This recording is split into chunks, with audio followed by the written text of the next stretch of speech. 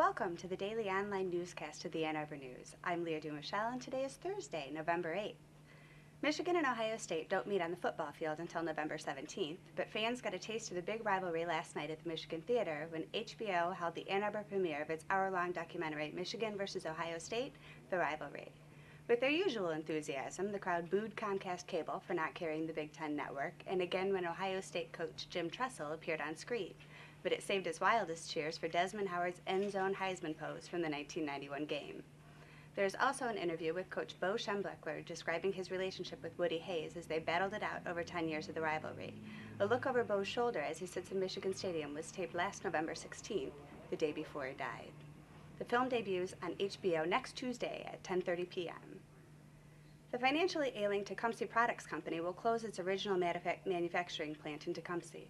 About 160 people will be laid off starting shortly after the holidays. It's the latest in a 2-year stretch of downsizing moves for the company, which makes compressors for refrigerators and air conditioners. Last week, the company announced that it sold its automotive and specialty business for $10 million in cash, and it said that the deal was the last of the non-core business segments that it plans to sell off. The flu clinic for Washtenaw County employees was offered in ambulances and in the county's decontamination tent yesterday and today. The clinic was a test of the mass inoculation portion of the county's emergency preparedness plan. Public Health Preparedness Coordinator Cindra James said the agency gets a yearly grant for pandemic influenza planning as long as they take one additional step each year to prove that it can inoculate the entire population. So this year, the clinics were moved to a setting where mass vaccinations would actually occur. James said they learned a valuable lesson during a dry one on Tuesday when winds snapped the support poles for the tent, but it was up and running by the time the clinic began on Wednesday. It's prepared for up to 600 patients over the 2 days, and no appointments are needed.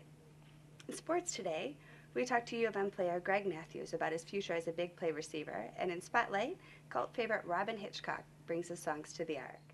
As always, you can check back throughout the day at mlive.com/Ann Arbor News. Click on real-time updates to see news as it happens. For the Ann Arbor News, I'm Leah Dumichelle.